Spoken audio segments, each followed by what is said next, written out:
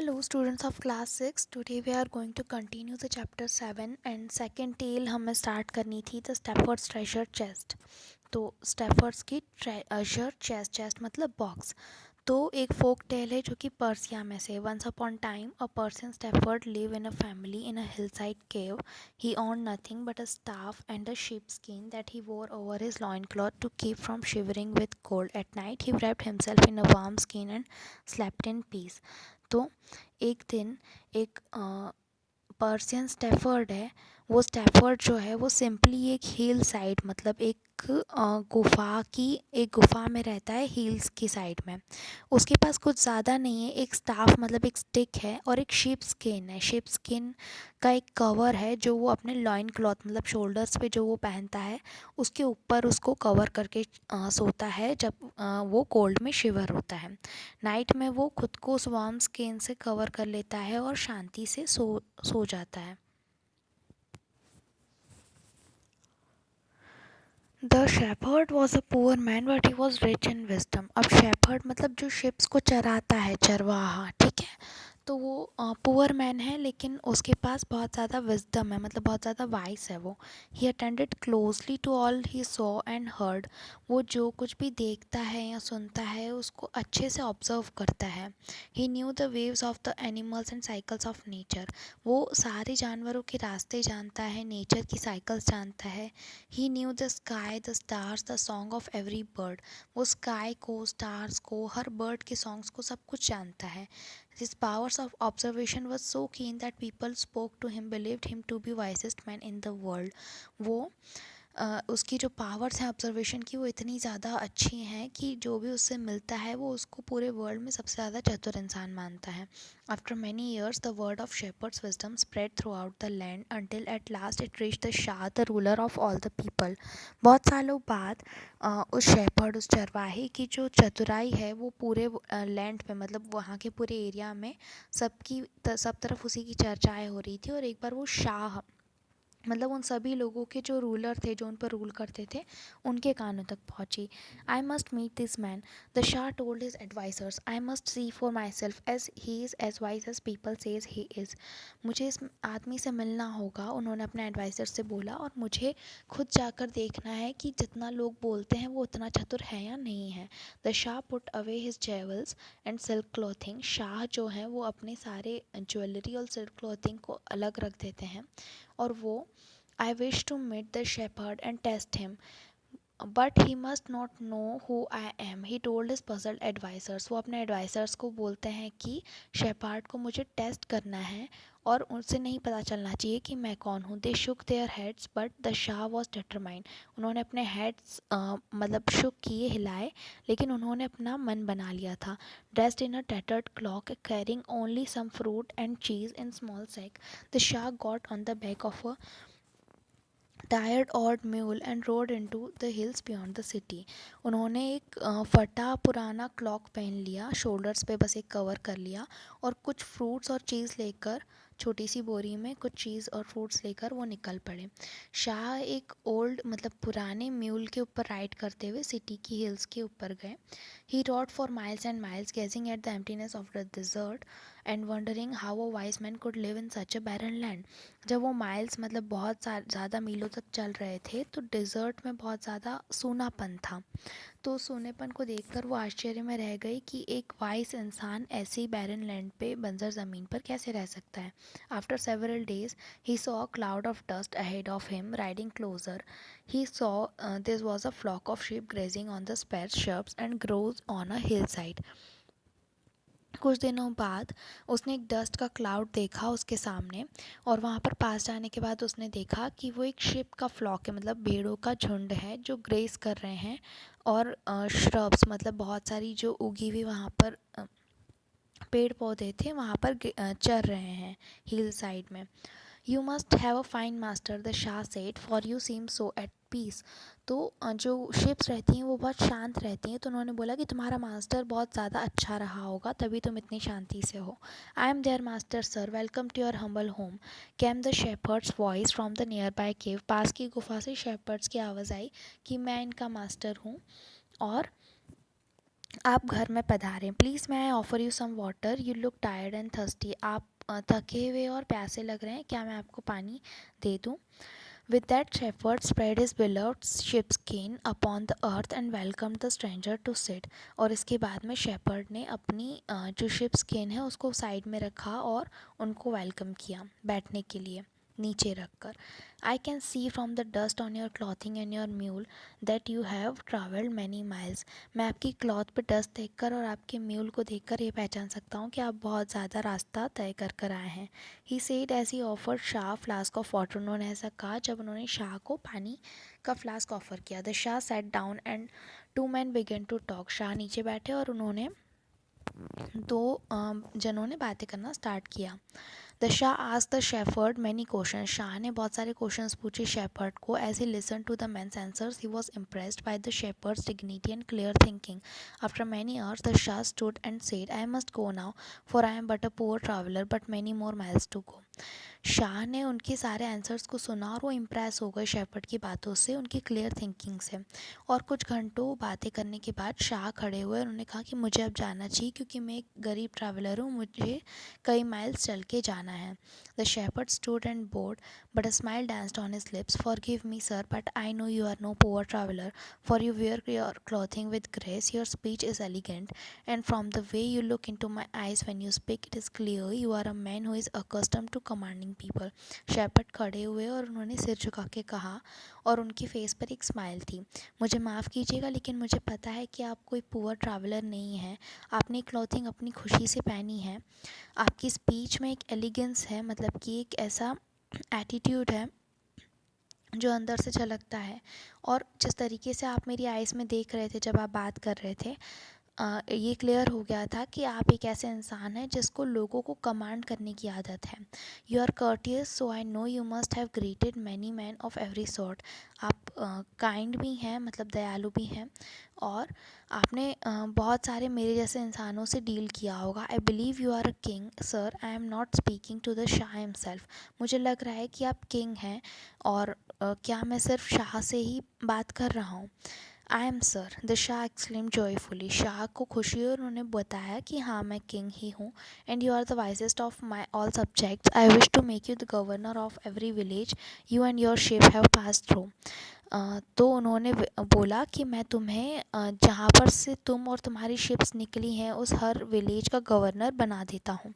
From that day on, the shepherd became the governor of many villages. He lived in a house with a garden and wore fine clothes। वो तब से बहुत सारे गाँव के governor बन गए। वो एक ऐसे घर में रहने लग गए जिसके पास एक गार्डन था, उनके अच्छे कपड़े पहनने लग गए। He owned horses and warm clothing and great bed so that no longer had to wrap himself inside the sheepskin cloak। उनके पास में हॉर्सेस आ गए, गर्म कपड़े आ गए, एक अच्छा सा बेड आ गया, और अब उन्हें खुद को एक sheepskin cloak में कवर करने की, wrap करने की ज़रूरत नहीं थी।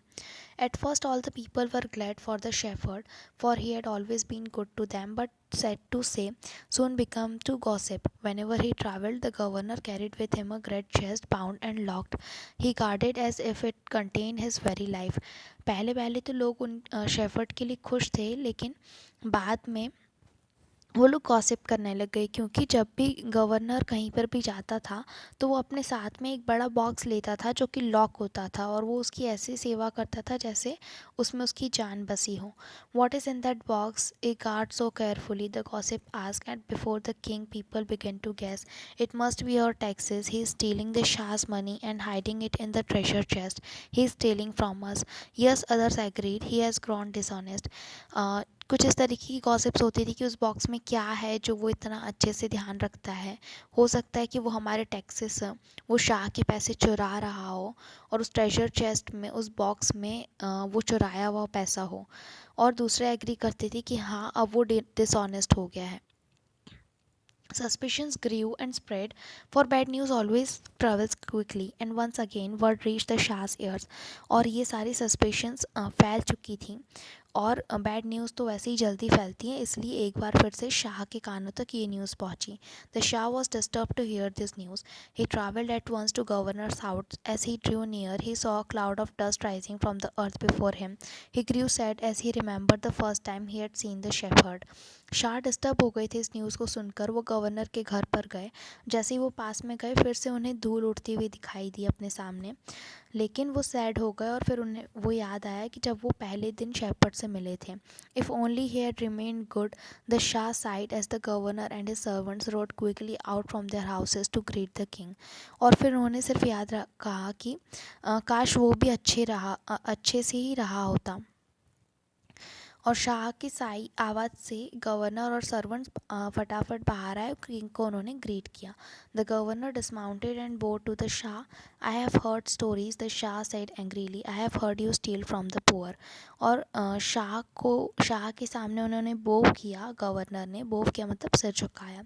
और शाह ने एंग्रीली गुस्सा होकर कहा कि मैंने कुछ स्टोरीज सुनी है. मैंने सुना है कि तुम लोगों के पैसे चुरा रहे हो. The governor shook his head. I have never taken anything, he answered calmly. Show me what is in the chest, the Shah demanded.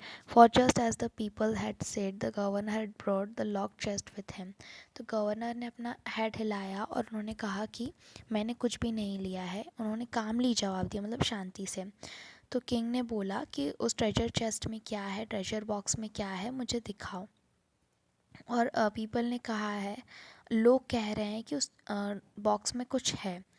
तो गवर्नर ने वो बॉक्स उनके सामने लाया और उसको अनलॉक किया. The governor walk to the camel and carried the chest. When he whispered the camel kneeled on the ground. The governor took a key from the cord at his waist and unlock the chest.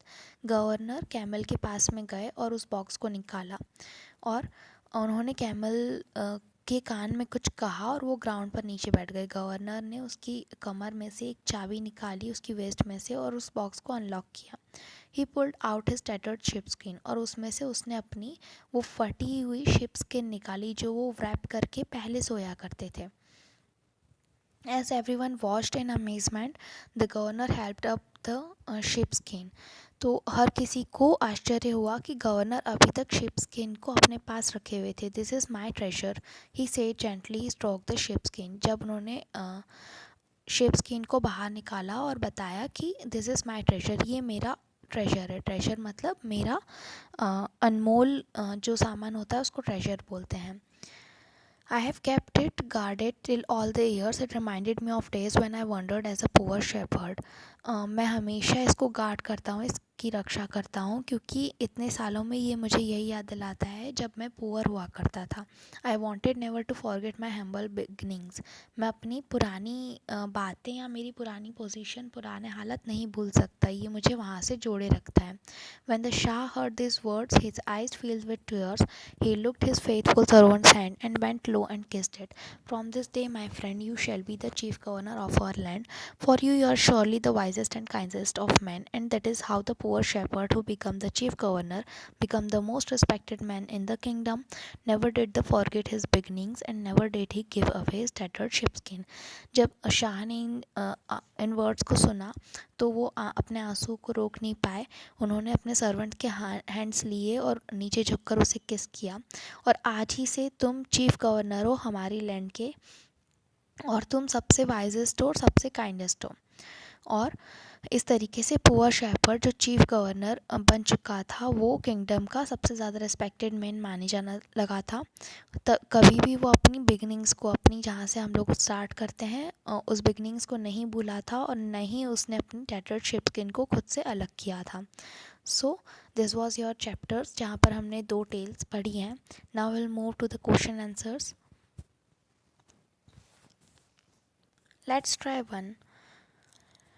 Refer to the words given in brackets and fill in the blanks. तो हमें fill करने हैं fill in the blanks, और जो brackets में words दिए हैं उसमें से आपको उसके reference लेके fill करना है.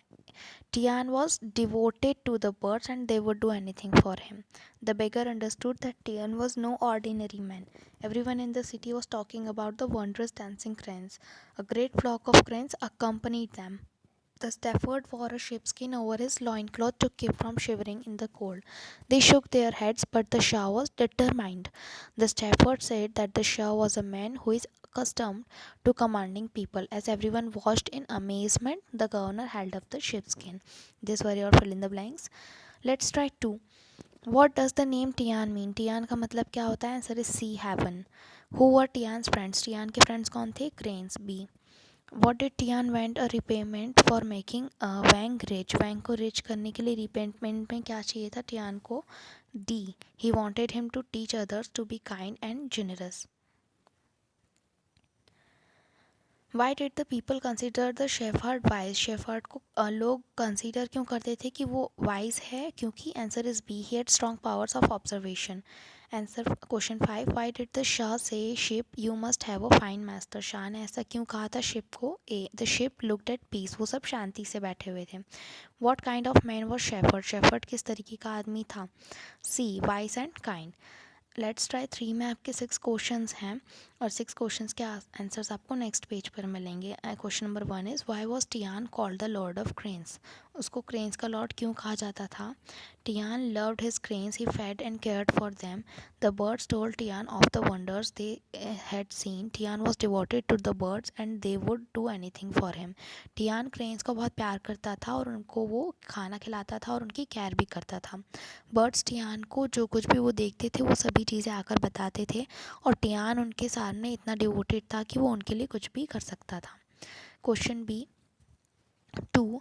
Y did Tian disguise himself as a beggar? टियान ने अपने आप को एक भिखारी के जैसे क्यों बना लिया था? Tian disguise himself as a beggar so that no one can recognise him and he can test people whether they were helpful and kind. तो टियान ने अपने आप को बेगर जैसा बना लिया था क्योंकि वो चाहते थे कि कोई उन्हें पहचान ना सके और वो लोगों का टेस्ट लेना चाहते थे कि अभी भी लोग हेल्पफुल और काइंड हैं या नहीं. Question number 3.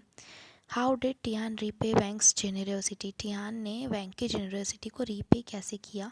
Tian did not give any money to Wang to repay him. He untied a gourd from his walking stick. He looked like a water flask. Tian used it like a brush and painted a picture of 3 cranes on the wall of the inn. Tian के पास पैसे नहीं थे bank को देने के लिए. उन्होंने एक गार्ड को अनटाई किया और उसमें से एक वॉकिंग स्टिक निकाली. वो एक वाटर फ्लास्क जैसी दिख रही थी और उन्होंने उसे एक ब्रश के जैसे यूज़ किया और 3 क्रेन्स उनकी वॉल पर पेंट कर दिए, इनकी वॉल पर.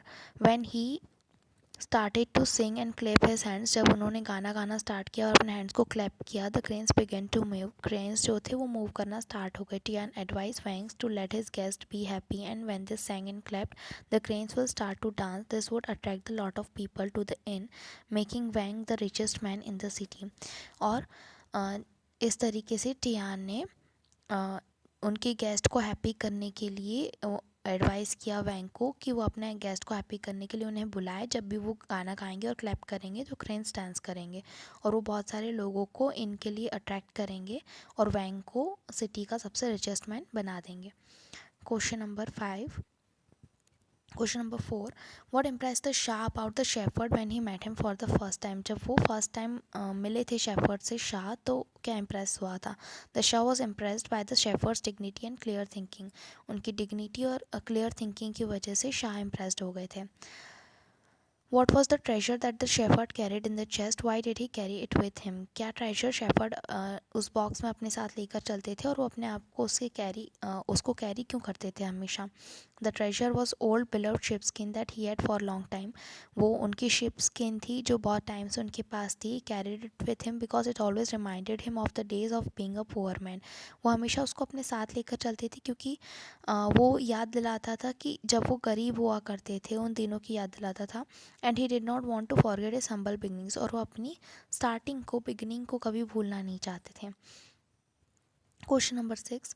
What reward did the Shah give the shepherd at the end of the story? Story के एंड में क्या रिवार्ड देते हैं Shah? As a reward the Shah made the shepherd chief governor of the land. वो shepherd को land का chief governor बना देते हैं. Let's try 4. Read the questions and give your views. Write answers in your notebook. इन questions को पढ़ने के बाद हम आंसर्स लिखने हैं. क्वेश्चन नंबर 1 और 2 के आंसर्स आपको नेक्स्ट पेज पे मिल जाएंगे और 3 के आंसर्स बुक में ही आपको इस तरीके से लिखने हैं. क्वेश्चन नंबर 1 है, at the end of the story when Wang realises who disguise the beggar was he feels deeply humbled as a reader. When and how did you realise who the lord of crane was? Give reasons in support of your answer. Story के end में Wang को realise होता है कि बेगर कौन था और वो डीपली हम्बल फील करते हैं. हाँ, एज अ रीडर हमें कैसे रियलाइज़ होता है कि वो क्रेन्स के लॉर्ड थे, कौन थे, और हमें उसके सपोर्ट में आंसर्स देने हैं. तो कब कब रियलाइज़ होता है? हिज नेम वॉज टियान, जिसका मतलब हेवन है. वो क्रेन्स के साथ में माउंटेन्स में रहता है, क्लाउड्स में, और जो कि एक ह्यूमन के लिए पॉसिबल नहीं है. The cranes carried him on their backs. Cranes उनको अपने बैक पर कैरी करके जाते हैं, इसलिए वो लॉर्ड ऑफ क्रेन्स हैं. He came down to earth to see whether the people are kind and generous. लोग काइंड और जनरस है कि नहीं, वो टेस्ट करने के लिए वो अर्थ पर आते हैं नीचे. टू रीपे वैंग. वैंग को रीपे करने के लिए वो अपनी वॉकिंग स्टिक गार्ड को अनटाई करके निकालते हैं और 3 क्रेन्स पेंट करते हैं. Whenever he सैंग and clap the cranes dance. और क्रेन्स डांस करते हैं जब भी वो गाना गाते हैं और क्लैप करते हैं. In the end of the story वो हेवन पे वापस जाते हैं क्रेन पे राइड करके, और बहुत सारे क्रेन्स उनको फॉलो करते हैं. This heavenly and magical things were possible for God but not for just mayor human. तो ये सारी थिंग्स जो हैं गॉड के लिए पॉसिबल हैं. Question number 2, the Shah called the shepherd the wisest of all my subject. Shah कहते हैं कि तुम सारे सब्जेक्ट्स के लिए वाइज हो, चतुर हो. Do you think that the shepherd was wise? Give reasons in support of your answer. क्या आपको लगता है कि शेफर्ड वाइज था? तो उसके सपोर्ट में हमें आंसर्स देने हैं. He knew the ways of all animals and cycles of nature. उसे एनिमल्स के रास्ते और नेचर की साइकिल पता थी. वो स्काई, स्टार्स और हर बर्ड के सॉन्ग्स को जानते थे. उनकी ऑब्जर्वेशन पावर इतनी ज़्यादा अच्छी थी कि जो भी लोग उनसे बात करते थे वो उनसे इम्प्रेस हो जाते थे और मानने लगते थे कि वो वर्ल्ड में सबसे ज़्यादा वाइजेस्ट पीपल हैं. उन्हें शाह को रिकॉग्नाइज़ करने में ज़्यादा टाइम नहीं लगा. उन्हें रियलाइज़ हो गया कि शाह ने जो कपड़े पहने हैं वो पुअर मैन के हैं, लेकिन जिस तरीके से वो बात कर रहे हैं वो बहुत ग्रेसफुली बात कर रहे हैं. उन्हें रियलाइज़ हुआ कि शाह बहुत नाइसली और एलिगेंटली बात कर रहे हैं. जब शाह ने बात करी तो वो लिसनर की बिल्कुल आंखों से आंखें मिलाकर बात कर रहे थे, जो कि जिससे कि उन्हें पता चला कि ये लोगों को कमांड करने का तरीका है. शाह पोलाइट और कर्टियस थे, जो उन्होंने देखा था कि बहुत सारी पीपल से वो मिले होंगे. All his shepherd realise in the first meeting with the Shah. ये सभी चीज़ें शाह के साथ फर्स्ट मीटिंग में शेफर्ड ने रियलाइज़ करी थी. इस तरीके से वो विजडम का इंसान था. और even after becoming wealthy he carried his ship skin with him. और वेल्दी होने के बाद भी वो शिप स्किन अपने साथ में ही लेकर चलता था, जो कि उसको अपनी बिगनिंग की याद दिलाती थी. Question number 3 is compare the 2 stories and fill in the diagram. हमें कंपेयर करना है 2 stories. What does the Chinese folk tale teach you? Chinese folk tale हमें क्या सिखाती है? Learn to give, not to जज पीपल बाय अपीयरेंस और clothes, to be kind and caring. What is the lesson common in both tales? दोनों tales में common क्या है? To be humble and wise, to be kind and thoughtful. Appearances can be deceptive. You reap what you sow. हम वही लेते हैं जो हम बोते हैं. If you do good deeds you are blessed, and if you do bad things you are punished. What does the person in the folk tale teach you? तो folk tell second में हमें क्या पर्सियन फोक टेल में हमें क्या मिलता है? To be humble, not to forget once beginning, not to जज people without proof. So this are let's try 5. Let's try 4. In word power आपको नाउन और वर्ब में डिफरेंस फाइंड करना है. तो बेटा नाउन्स क्या होते हैं? नाउन्स वो होते हैं जो किसी का नाम हो, किसी गेम का नाम हो सकता है, थिंग का नाम हो सकता है, आइडिया का नाम हो सकता है. और वर्ब क्या होते हैं? जो काम किए जाते हैं उनको हम वर्ब बोलते हैं. तो लेट्स ट्राई 5 में जो अंडरलाइन वर्ड्स हैं वो नाउन है या वर्ब है, हमें वो पता करना है. तो क्वेश्चन नंबर फर्स्ट में द 2 टीम्स विल प्ले. तो विल प्ले खेलेंगे, तो ये हो गई हमारी verb. I yesterday I watch an excellent play, तो ये हो गया खेल. अब खेल क्या है? एक नाउन है. तो इस तरीके से सी में फेस एक नाउन है, डी में फेस्ड एक वर्ब है, ई में पैट एक नाउन है, एफ में पैटेड एक वर्ब है, जी में शो एक नाउन है, ही प्रॉमिस टू शो एक वर्ब है, आई में कॉम एक नाउन है, थिंग है, and I comb my hair में कॉम एक वर्ब है. लेट्स ट्राई 6 में आपको सभी जो नाउन्स हैं उनको अंडरलाइन करना है और वर्ब्स को इंसर्कल करना है। तो he went to camp, camp को इंसर्कल कर दिया और अंडरलाइन कर दिया जो नाउन है राफ्टिंग कैंप जो एक जगह है, तो उसको हमने क्या कर दिया, अंडरलाइन कर दिया। We decided to stay longer and fish some more, fish some more मतलब कुछ और फिशिंग करेंगे, तो वो हो गई हमारी वर्ब, काम करने वाला। बिकॉज द फिश, तो ये फिश क्या है, फिश एनिमल है, एनिमल इज़ अ नाउन, तो ये वाला फिश को हम अंडरलाइन कर लेंगे इस तरीके से। ड्रिंक जो है, आई विल नॉट ड्रिंक, ये वर्ब है तो हमने एनसर्कल कर दिया। एंड स्ट्रेंज ब्लू ड्रिंक एक थिंग है तो हमने अंडरलाइन कर दिया। I will cook you for your favourite meal, cook करना मतलब वर्ब, और सेड द कुक, कुक ने कहा, तो वो एक इंसान है इसलिए ये क्या हो गया, नाउन हो गया। तो इस तरीके से आपको ये नेक्स्ट भी कंप्लीट करने हैं in your book. Okay, keep studying.